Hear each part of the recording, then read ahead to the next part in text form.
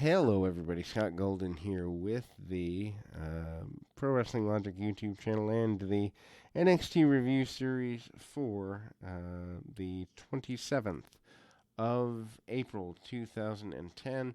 Again, going back and watching these old NXTs has been interesting and painful all in one. Interesting in the sense of just watching some really good talent that they squandered, but watching good matches that most people would have forgotten. Painful in that the goofy skits they have these poor guys do, and ladies in future seasons of same show, is just it's proof that the writers in WWE have been brain dead for a long time. It's not new. It's not unique. I think if we said have they been brain dead since 1997, 90, or 98, 99.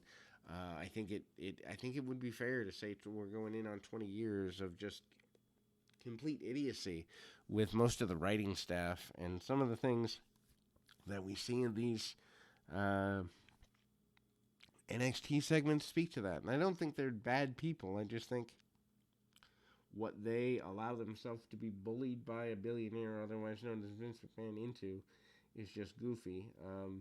You know, they do a lot of goofiness here. I won't go detail by detail, but guys are encouraged to sell merchandise, in this case, programs, to fans. Are the fans plants? We don't know.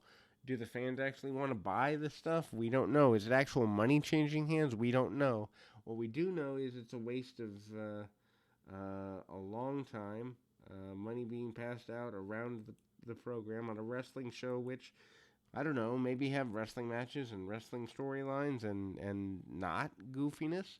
That'd be a good idea. Anyway, when we finally do get to a match, which takes us about 8 minutes to get the first match in the ring, Wade Barrett and Chris Jericho are here, and they are going to face off against Heath Slater and Christian. Of course, uh, Slater beat Jericho the previous week, so this tag match kind of an interesting run. It makes sense from a your pro and your rookie are going at it.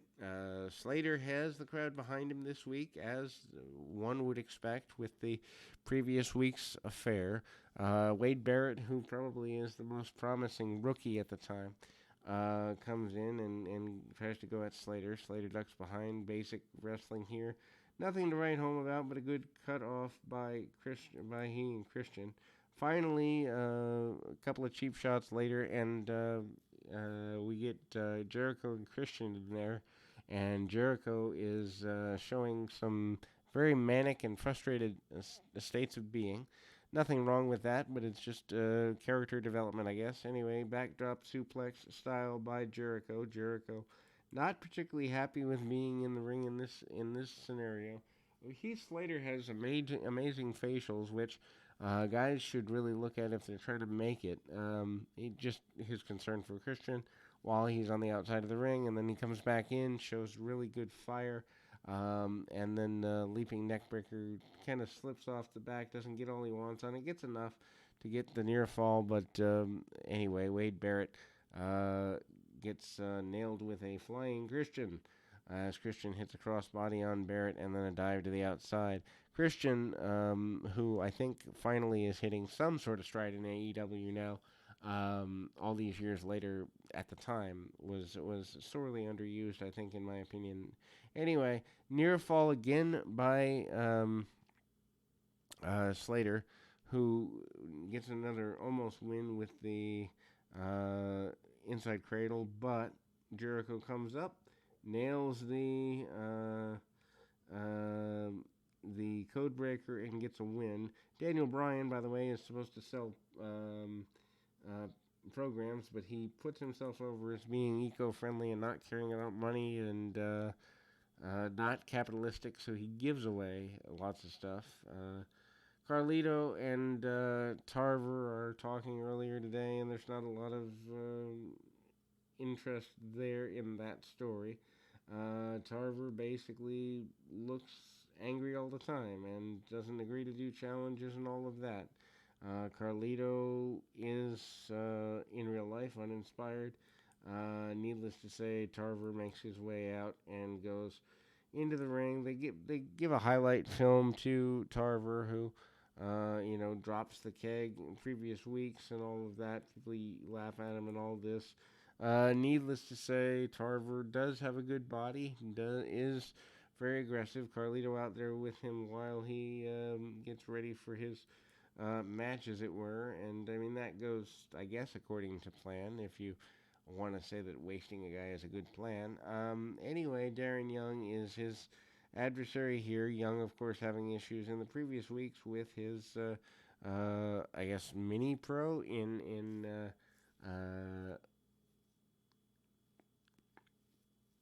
Luke Gallows, and that's kind of there. Tarver does have good strikes at the time. I guess he eventually went to Florida Indies. Haven't really seen much of his indie work before or after this. Might have to seek some of that out to see what they actually had that they wasted in WWE here. Anyway, he stays on his man a little bit with some chin locks, does Tarver. Young kind of getting over, but not really. I mean, he does hit a few good drop kicks. Brawl to the outside. They kind of chase around on the outside. Shoulder tackle back on the inside by Tarver. Inverted kind of, I guess, a flip drop and a float over win for Darren Young. So he's kind of gaining a little momentum as we come to the end of the run.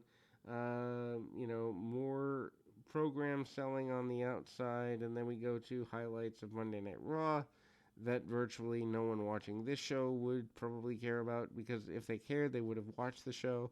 Young is talked about, and Truth's trying to get his pro David Otunga to be a little more, I don't even know, I guess I'd say focused, driven, whatever, in the back, but he's trying to convince him to cheat. Then Heath Slater does the programming, the sell the programs gimmick, which again, what a waste of television time on a wrestling show. People tune in to see, even if we call it fake combat, people tune in to see combat. They don't tune in to see mock sales. And the announcers pushing this, which happened to be Josh Matthews and Michael Cole, really having to try hard for all the wrong reasons. David Aylis Otunga says he should have better opportunities than he's had.